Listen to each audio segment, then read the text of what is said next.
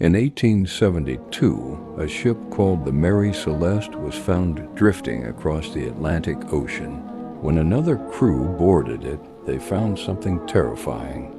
The ship was still floating, the cargo was still there, and there was food and water aboard. But every single person was gone. The captain, his wife, their young daughter, and the entire crew had disappeared.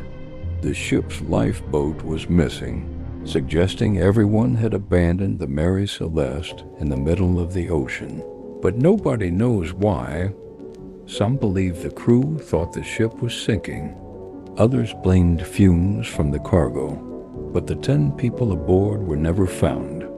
More than 150 years later, the Mary Celeste remains one of history's most famous unsolved mysteries. What do you think happened?